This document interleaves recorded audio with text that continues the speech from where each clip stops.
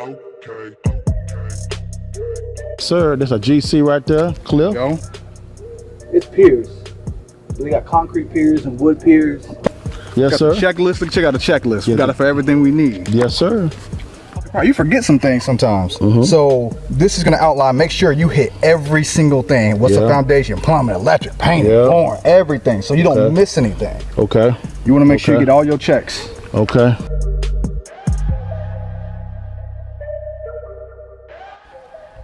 I want to introduce you guys to Cliff Hunter.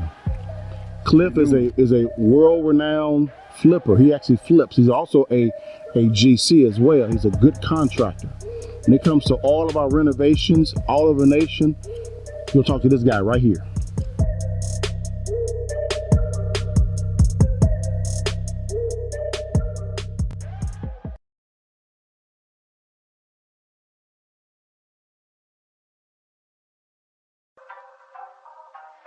What's good, baby? It's your boy Dale. I'm back in the saddle again. Our motto is to buy, build. We already bought it already, so we already own it, free and clear. Refinance to long-term debt, cash flow. That is the motto. Cliff, man, is that a pretty strong motto, man? What do you think? Man, the model is strong. Like, you're getting each piece of the invest, right?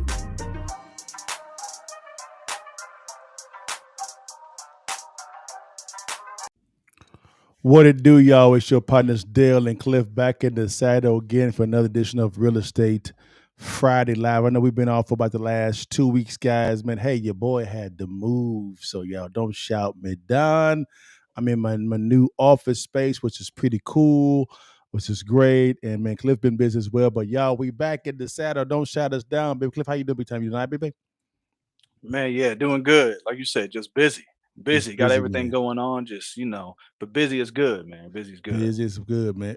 So is it a good busy, man, or is it a bad busy? Oh, it's awesome busy, man. It's an You know. awesome busy. Yeah. It's great. Man, you already know if you run a business, there's only two things you're gonna find. You're gonna find Yep. too much business or not enough. Exactly. So we got the bag, right? Right. Oh yeah. Yes, sir, man. Yes, sir, man. Man, Cliff, man, we got some topics we're gonna talk about today, man. But y'all, again, thank you guys so much for your patience. Your boy just moved to his new office space, man. I had to move, guys. So your boy back in the saddle. I'm getting everything taken care of real fast on Rumble. They on me. My bad, y'all. But we got some topics today, guys, that we got to talk about, which is going to be very, very, very enlightening. So get your pens and pads ready, guys, because I think you're going to love what we talk about real quickly. So Cliff, man, let's dive into what we talk about, man. Today, guys, we're going to talk about a couple things. Number one, guys, the Fed and mortgage rates, guys.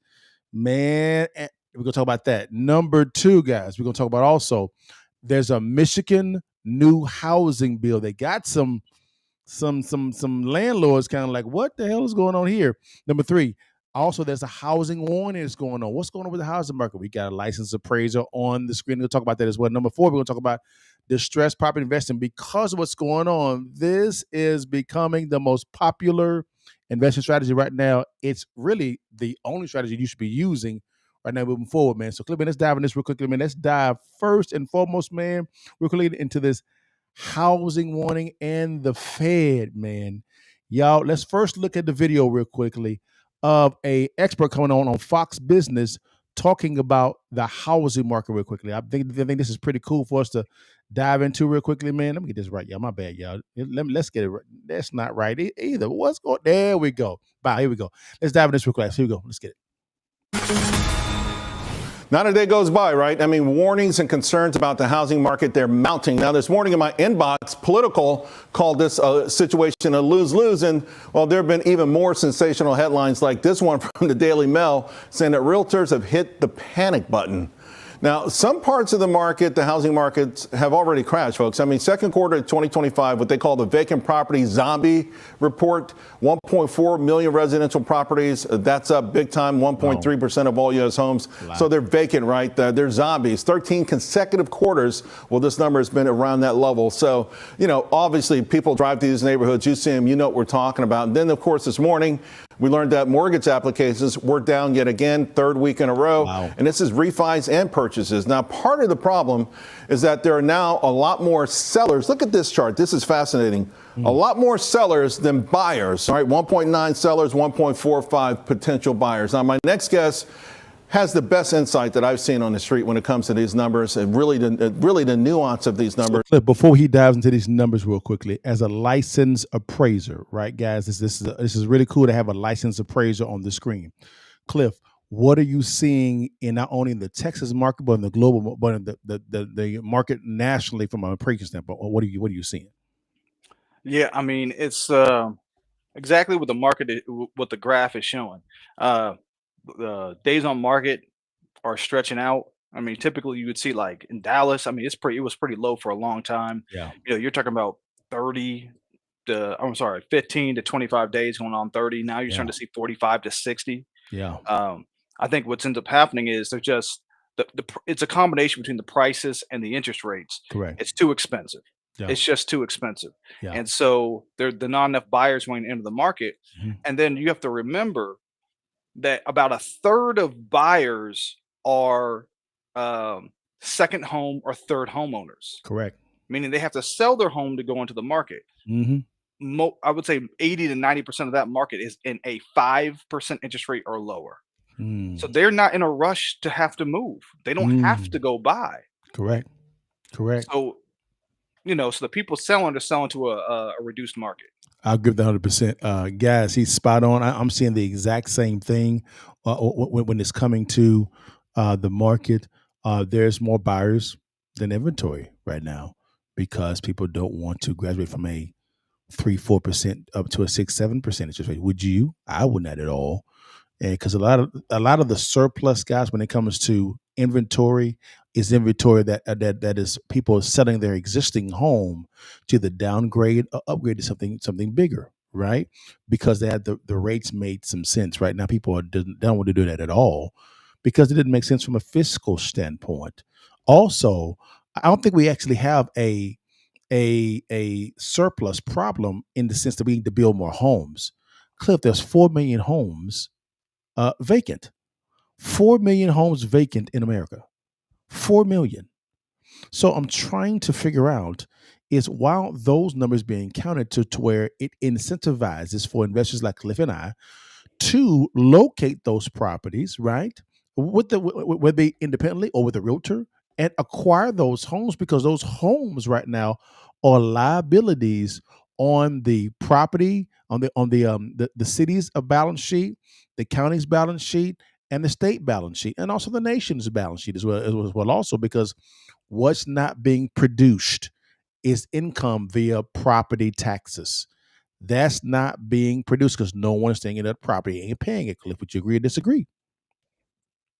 Oh yeah, the cities want to get them taken care of. That's why I find it interesting that they'll say that a lot of the cities will say for lenders and different those are predatory rates. Correct. Those are predatory lending fees or predatory lending interest rates. Mhm. Don't pay your home taxes and see what the state says about your payment. All of a Correct. sudden, the state will become predatory in their interest rate Correct. because they'll be charging you 20%, 25% on the Correct. taxes. I thought that Correct. was predatory when the credit card companies do Yeah. it. It's Yeah. predatory when the lenders do it, but when the Yeah. state does it, It's that's all good. perfectly fine. Yes, sir, guys. Again, just letting you know what's going on. We don't have a housing problem. The homes are there because you have 4 million homes vacant. Now, I'm not opposed to new homes being built because of the fact that that's an opportunity for builders to take advantage of, right? But I'm beginning to see, Cliff, that there's a lot of builders not being able to sell these properties. You have builders not building and then leasing out. And if you look in Florida, there's a lot of subdivisions that are already built homes because they have to build them because they have a construction loan, right, to build, most likely interest only. And they're either vacant or they're trying to lease these properties out. But unfortunately, in Florida, it's so inflated, specifically in the Miami and Fort Lauderdale area. I don't see where this can realistically go. Cliff, do you agree or disagree, man? Yeah, it's we're in an interesting area, Yeah. in the market. Um, because we've had such low rates for such a long time. You know, Mhm. um, I think that's the only way going forward. I don't think they're gonna. I think they're gonna not drop heavy, and we're gonna stay in a reduced housing market for a while. And because no one has to really sell, we're gonna have inflated prices. Um, Yeah. for a minute, except where there's areas of high demand. So where you already see strong demand is going to continue. Yeah. You already see pockets of that. Now they may stay a little bit longer on the market, but those areas, highly desirable areas, are always going to be highly. Correct. So that's going to continue. What you're going to Yeah. find is areas that have that less desirability Yeah. are going to fall hard. Yeah. Those cities, those outer areas where Yeah. those are the areas I think you're going to find the most problems with. Yep, I agree with you 100%, guys. So again, there is a housing one going on right now, guys, and forget listening to this dude, man. You get all your information from me and Cliff. We gave you some good information. He gonna say the same thing we just said, but here's what it is. Now, guys, let's go over to Cliff's favorite topic is the Fed. Cliff is not at all happy, me as well, with the Federal Reserve Chairman. I'm not as well. This guy has been a thorn in everybody's side because I believe he's been very political. Cleveland, I agree. But let's go into this. You're going to hear a comment from President Trump, and then you're going to also hear rebuttal to that. And you're going to hear me and Cliff's commentary. Here we go. If we cut our interest by 1 point for years, we save $300 billion. We're going to spend $600 billion a year, $600 billion, because of one numbskull that sits here. I don't see enough reason to cut the rates now. Yeah, well, that's laying it on the line. Joining us now to talk about it, John Carney, co-author of the daily Breitbart Business Digest. Hi, John. It's so Trump called him a numbskull. He's kind of working the ref. But the thing that's so interesting, with all these good inflation numbers coming down, and it really is a surprise, the tariff inflation is missing in action. I mean, that's one thing. And as Scott Besson said today in the hearing, there is a sort of tariff derangement syndrome. But the reality is the economists were wrong, all right? Amateurs like you and me, I hate to say it, but we were saying all along it wasn't going to be an inflationary surge. Listen, I don't understand. What is the reason that the Fed keeps telling everybody they're not going to cut their target rate? Because the target rate is now over 2 percentage points, arguably more than that, above the inflation rate. So I'm trying to figure out what is the Fed's argument here? Look, the Fed has no argument. They have tariff derangement syndrome. They thought there would be an inflation surge. And in fact, we've had deflation. If you look through today's PPI numbers, there's not only not a sign of consumer inflation, there's not even a sign of a margin squeeze. It's very clear that the tariffs aren't being, look, the tariffs are being paid. We've collected tens of billions of dollars of tariffs, but it's not being pushed through to consumers. It's not even squeezing margins. A thing almost nobody noticed, Larry, is that the trade services, which is margins, both for wholesalers and retailers, actually expanded. So profits are going up. Prices aren't going up. So who's paying the tariffs? Very clearly what's happening is that they are being pushed back on the foreign manufacturers who are being forced to lower their prices. The Fed absolutely has no excuse. They were wrong. Our guy, Christopher Waller actually said he didn't think there would be very much inflationary pressure. Right. He was right. Yeah. But, Trump has a good point. The rest of them may have a little bit of a numbskull problem where they thought something was going to happen. Now they see it didn't happen. They should cut, not just some point later this year. They should cut next week, Larry. When they meet, the Fed should say, we were wrong and we're cutting. I mean, it's So, Cliff, bruh, hey, man. Hey, bro, this is the topic that you love talking about, big dog. I do. Before I hop on this, what you think? I think that the Federal Reserve should have been cutting a long time ago, at least a quarter point, just to show some form of confidence. Because the Fed chairman has been saying, "I need to see inflation tampered a little bit more." When inflation is near 2%, am I right? Right. near Yep. 2%. So it's at a point that where he actually communicated on camera of what he wanted to see. And so, and again, the tariff situation is beginning to tamper down, and you have relatively a healthy, in some form of fashion, economy.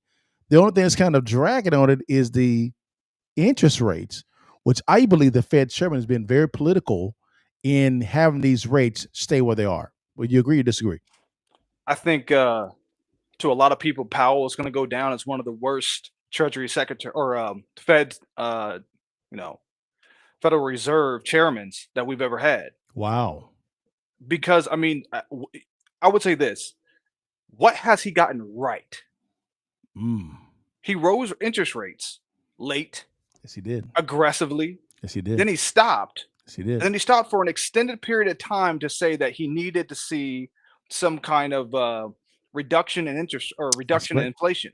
That's We right. get the reduction in inflation and he doesn't drop it, which is the second time that we hit the number he wants and it doesn't happen. And remember, he's also the same guy who said transitory. This is mistake after mistake after mistake. I don't want him handling my funds, my mom's funds, let alone the US government's funds. This dude is consistently incorrect in his statements. Yeah.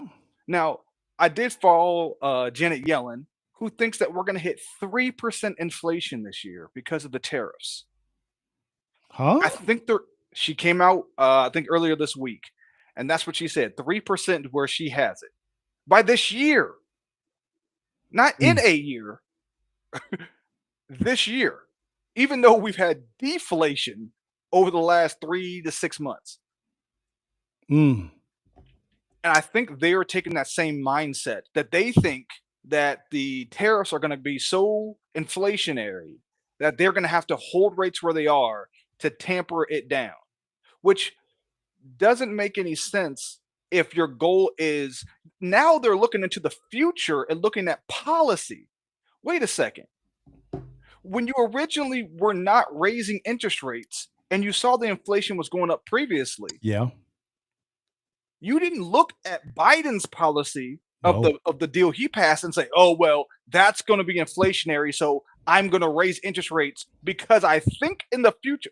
This is the first time he's done this where he's actually said, "I'm looking at the policy. I think it's going to be inflationary, so I'm going to hold steady," versus I thought you said multiple times that you are market driven.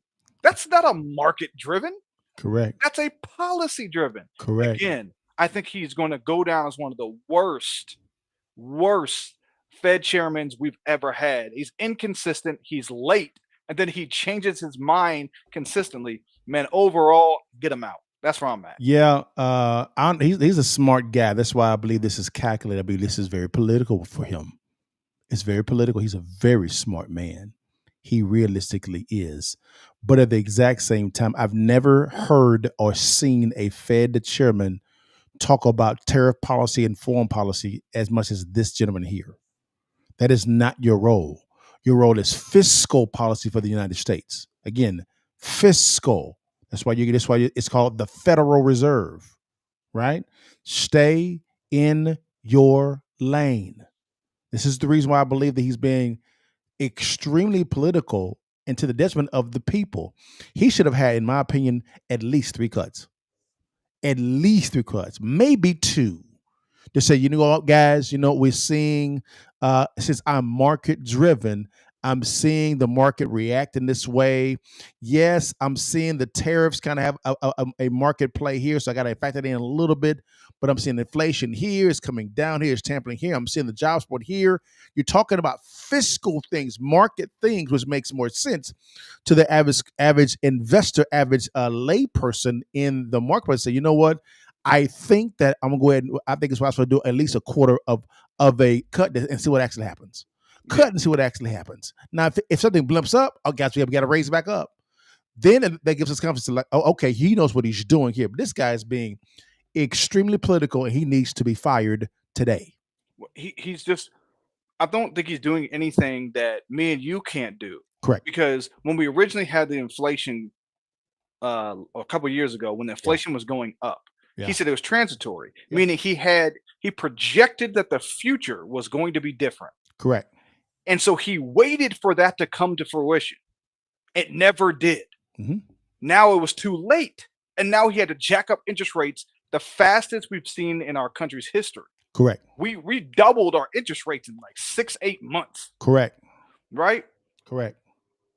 Now he's doing the same thing where he's projecting inflation this time. Last time he projected no inflation. Now he's projecting inflation. And then now the same thing. We're going to have to wait another 6 to 8 months for that to come to fruition and go, well, I guess there was no inflation. Now I can cut. When you could have been cutting 6-8 months a year ago. We could do that, Dale. We could just make a projection and then wait for it to play out before to see if we're right. Anybody can do. That's not skill. Yeah. To me, that's easy to do. I agree.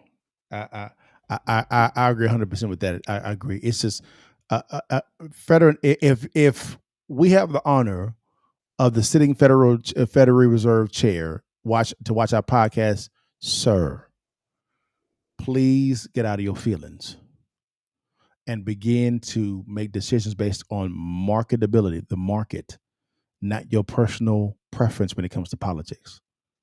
You're not a politician. You're a fiscally responsible chairman of the Federal Reserve, the most powerful monetary organization on the planet.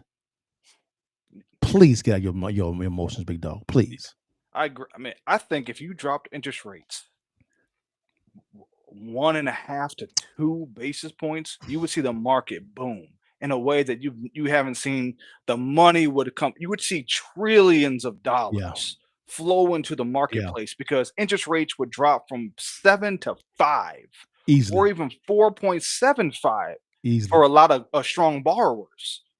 Now you would see refinances for all this equity. Now I believe if that happens though, Cliff, I believe we'll still have a stagnant type of economy because of people manufacturing pay raises via credit card debt, which is fine. People have to have a DTI ratio, but I believe that the government can give some concessions here and there to make it more easier for people to be able to do that and really refinance out to maybe get a first and second position mortgage itself to kind of bridge that gap in some form or fashion. And then after maybe 5 or 7 years, it is that the second position is forgiven with proper payments, because as you guys know, when it comes to mortgages, you pay the majority of the interest in the first 7 years.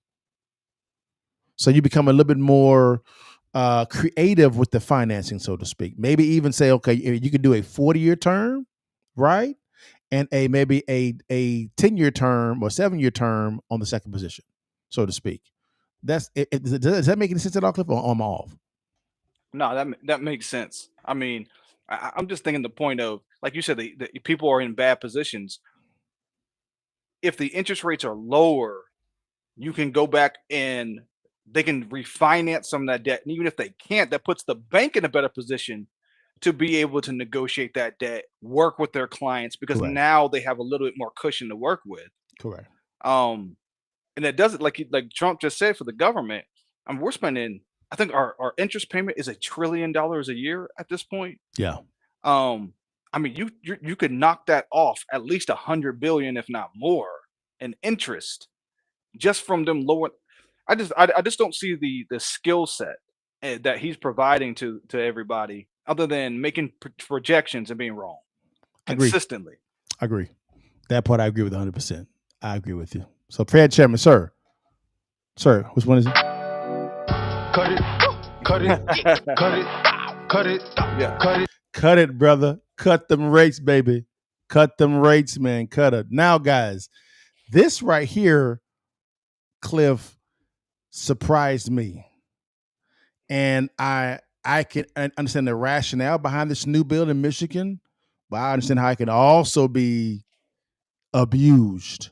But let's check it out. This is one of the, to me, this is one of the best investors that not named Cliff and Liddell on, and I believe Cliff on in this space. What happened to here you go. This guy he's one of the best that I've seen, Cliff. He's excellent. He's excellent. His name is my best 197. Follow him on Instagram. He's one of the smartest real estate investors that's not named Cliff and Liddell. The smartest. Listen to how he breaks down this new Michigan bill. Here we go. 48 hours. That's all you get. If this new Michigan bill passes, landlords, if you don't fix it, you don't get paid. Let's talk about it. This new bill out of Michigan, it got a whole lot of landlords talking. If passed, it will require landlords to complete repairs within 48 hours once a tenant submits a notice of repairs needed. And if the repairs aren't completed within that time, the tenants can withhold the rental payment. Wow. For tenants, this is a win, especially if you were in a spot where the heat was off, the plumbing was leaking, or the stove hasn't been working for weeks. This bill is saying that your rent comes with service, and truthfully, that's fair. It holds bad landlords accountable. It gives tenants real leverage. No more empty threats. It sets a timeline so you're not stuck in an unsafe or unhealthy environment. But now here's the other side. For landlords, if you are not ready, you are in trouble, because 48 hours is not a lot of time, especially if it's a holiday, weekend, or your contractor plays games. This bill could lead to rent being withheld even for minor delays, increase maintenance costs, open the door for more legal fights if the tenant claims that you didn't respond in a timely manner. Yeah. But here's my real honest opinion.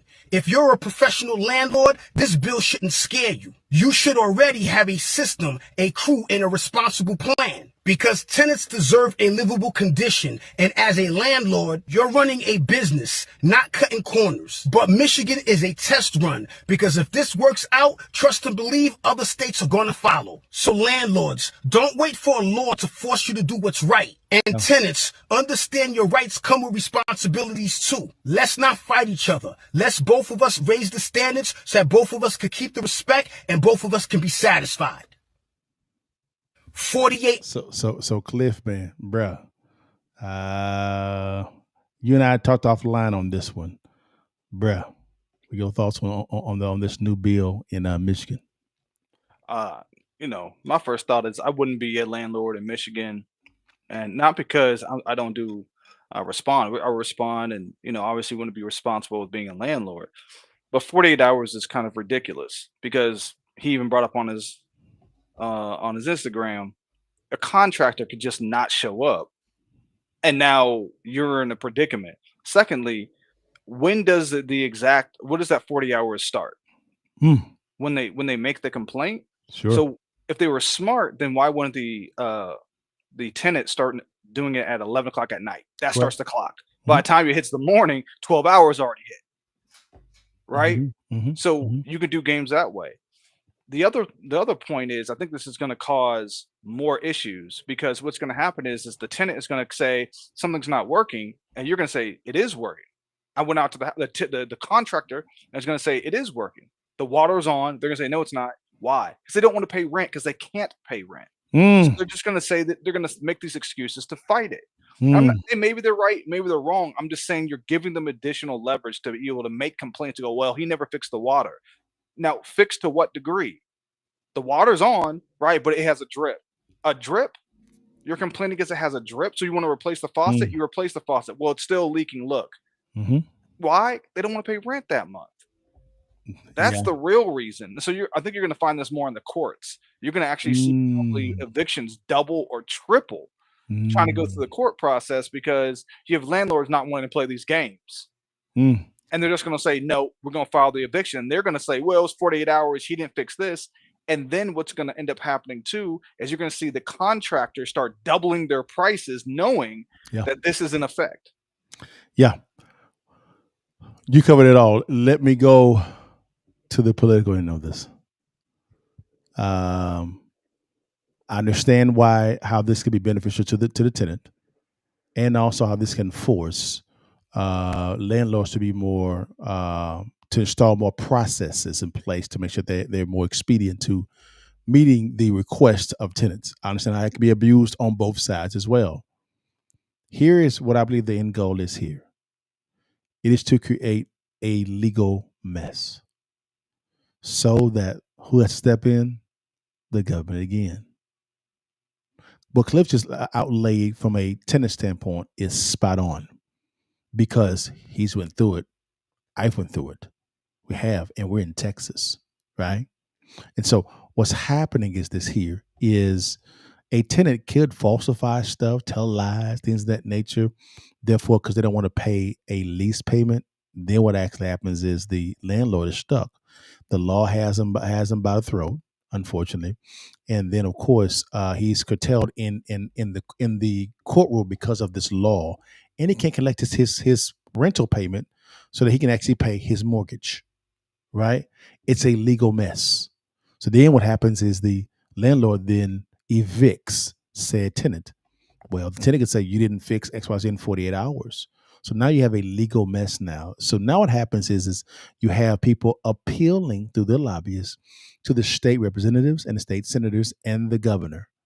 Then what happens is they have to call a special session, potentially, or in the next session, right, they have to write another law, which gives the state, county, and city more authority, more say so.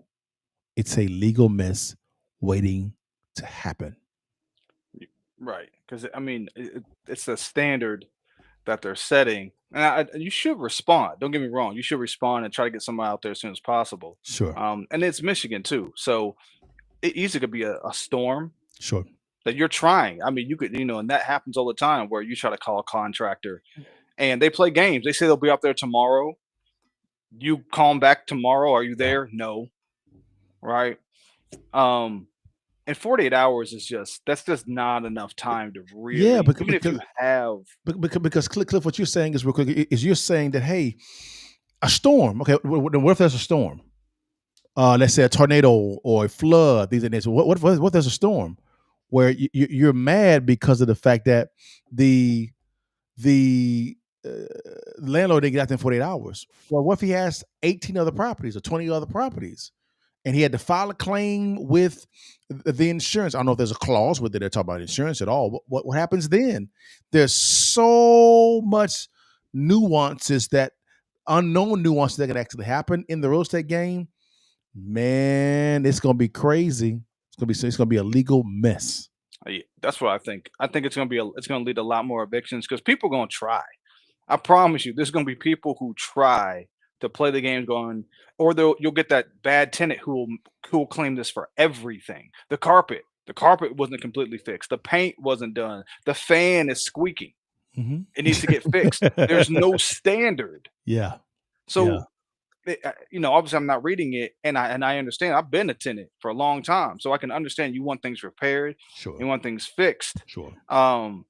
I think there's a responsibility on both sides. Yeah. I think as a tenant, you got to make sure that your landlord is somebody that is going to fix these things. Do your research, figure that out. Yeah.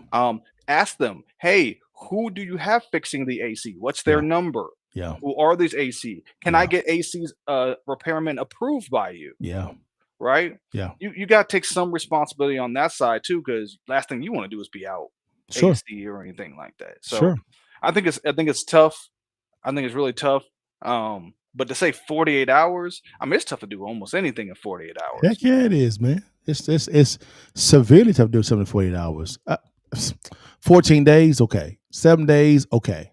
Right? 5 days, all right. 48 hours. Who came up with that damn number? Like, it don't make no sense. This ain't basketball. This ain't no 24 second shot clock. What is this? Exactly. And like I said, if you could easily abuse it by doing it at 7:00 on a Saturday. Yeah. And then next thing you know, it's Sunday. You can't get a hold of anybody. It's already been 24 hours. Yeah. And the next thing you know, it's Monday, and that person didn't answer Monday. Nope, not paying rent. And they're gonna wait until the rent is due. There you go. Yeah. There you go. Hey guys, these tenants, they know the game. Right. They the know lawyers the will too. game. Oh hell yeah. This is going to be a lawsuit mess. The people that's going to get the riches out of this thing is going to be attorneys. They finna make a killing in Michigan. They finna rake in the dough with this new bill. They really are. This is going to be a legal mess. It realistically is. And I'm sorry. I'm sorry. I have some colleagues that I know they actually own apartment complexes in Michigan. They do. I actually for an apartment complex. Yeah, that's. Oh my God. Woo! Then that's another variable. What about townhomes, fourplexes, eightplexes, 36 units, 300 units? They're gonna raise rent. They're gonna have to raise rent. Like you're Have to, asking, man. like you know what I'm saying? That's like saying, hey, have you ever gone to McDonald's and they got your you had to wait in line? I Yeah. shouldn't have to wait in line. I want to, you know what I'm Wow. saying? I want something because the line's long. It's like sometimes it's just long. That's Have just to. what it is. So You're gonna have to, guys. You're gonna have to, guys. But hey, hey, landlords, prepare yourself. Retain counsel right now. Set up SOP, standard operating procedures, online platforms, stuff like that, guys.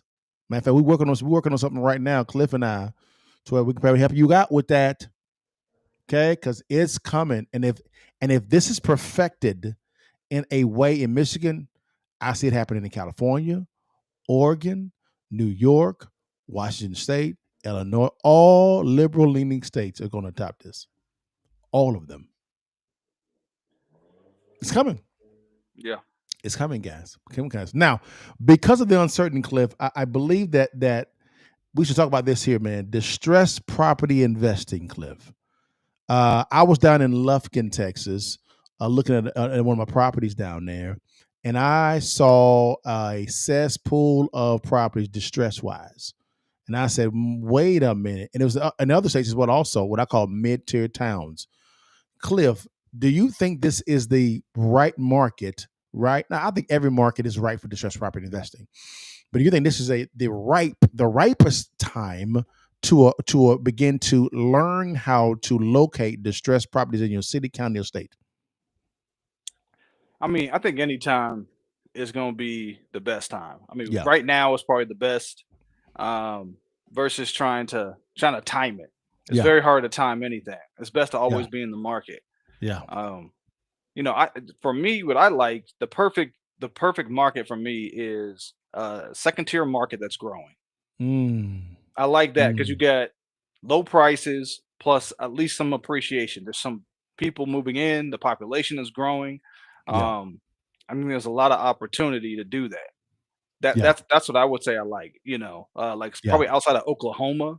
Like there's a Norman, Oklahoma. yeah, Very good. I think Mustang. Those are small cities outside a major metro like Oklahoma City that is growing. I like those. You can still get properties for under 100K. gotcha. That actually makes total sense. I agree with that 100%, guys. It's any market is good for distressed properties, no matter if it's an up market, a great market, or a depressed market, or in the middle, right? A somewhat semi-healthy or stagnant market like we are in right now. Distressed properties are always available. Remember, we said there's 4 million homes in the U.S. that are vacant. 4 million. 4 million. If no other properties were built, those homes could serve as homes for those that are needing to acquire new homes. Right now, 4 million. And you can build an additional 3 million homes. Now you look at that 7 million homes of properties that are vacant, 4 million, and new construction properties at 3 million. So therefore, you solve the housing situation in the U.S. just by accomplishing those two things. But again, you can build in a distress scenario, and you can also renovate and buy. Guys, I located an entire subdivision yesterday, 2 days ago actually, in Texas to a cliff. Bro, the utilities were already installed. Everything was installed. It was overgrown. It looked like it was abandoned cliff. And I said, you could build 50 homes there. 50. And I said, yeah, we got it made now, guys. Yes, sir. I located probably standing edifice, 7 new homes, right? 7 new homes that I can actually acquire right now. 7 distressed right now that I could buy. And I know the ARV because why? I bought a house in that area and I'm renovating right now. And the ARV is 189.5. I know them. I know it. I know the numbers. So again, guys, there's opportunities no matter if you're in a major area or in a mid-tier area. I'll give you a couple major areas. Austin, severely overinflated. Houston, overinflated. Miami, Florida, overinflated. Fort Lauderdale is on its way up.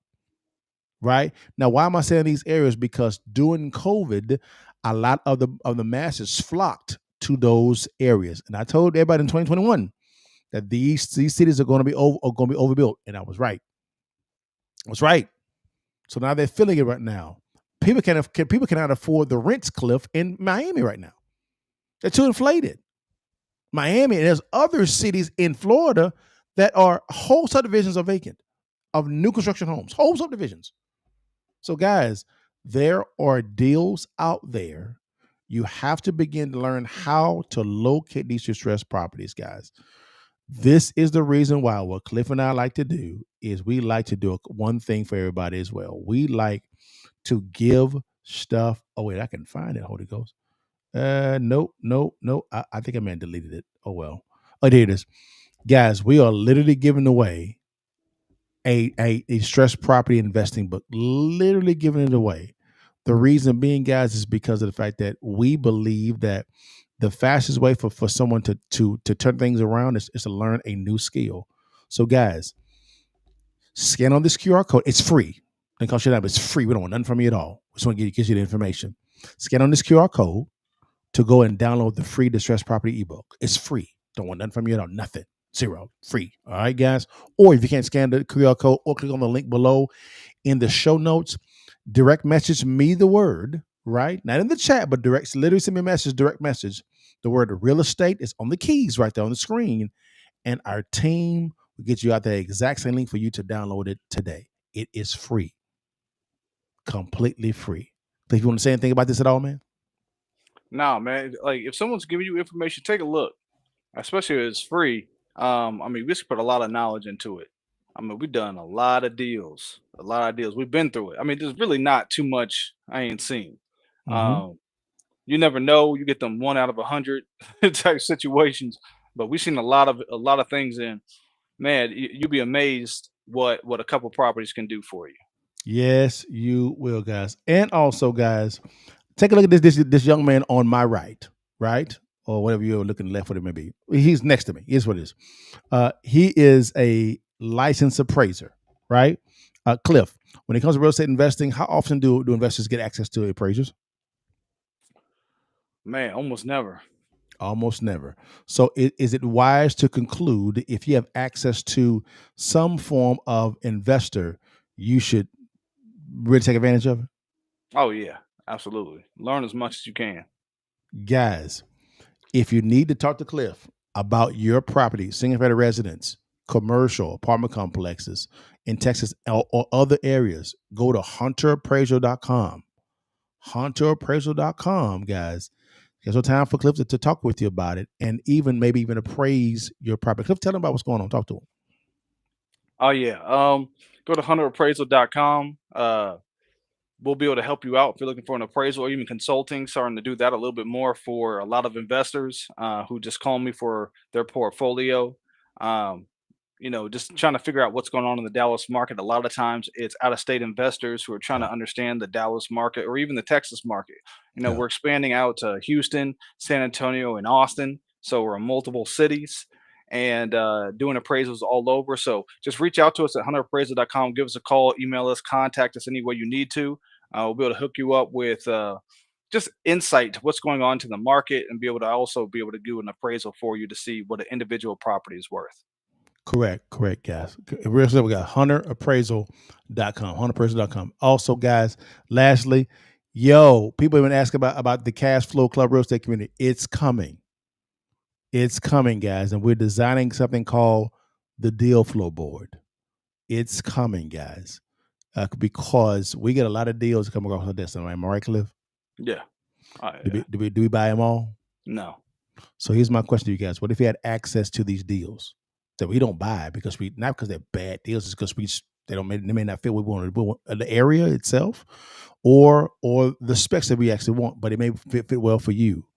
We're actually going to roll out the Cash Flow Club community with the Deal Flow Board. So you have access to these deals. You can take them and buy them.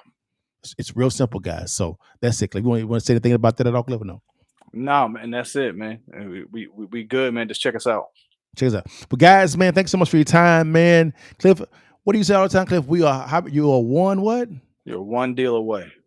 One deal away, guys. But guys, you know how I ended every time. You see me looking better than Cliff. It's all good, baby. Before you leave, Please, man. Come on, y'all already know. Don't fuel him like that. Don't fuel him like that. Yo, God bless you guys. See you next time. All right, guys.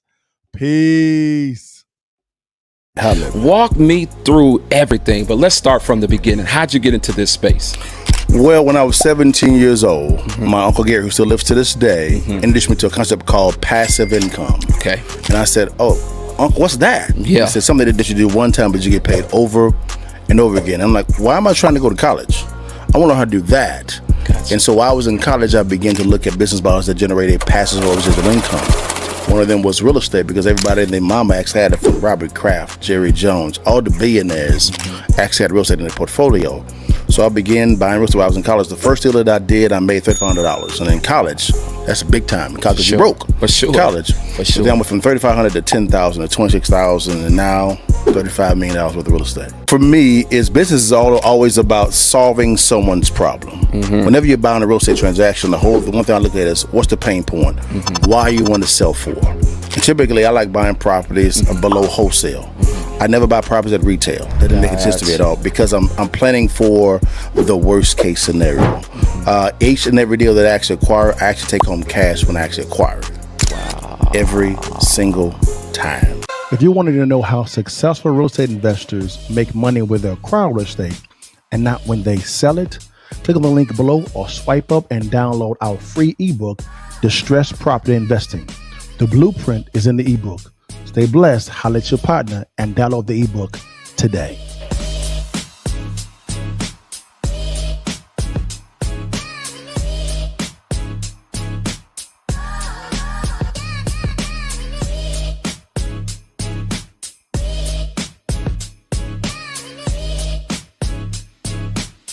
Bless God, give thanks. Bless God, give thanks. Bless God, give thanks. Bless God, give thanks. Big God, big grace.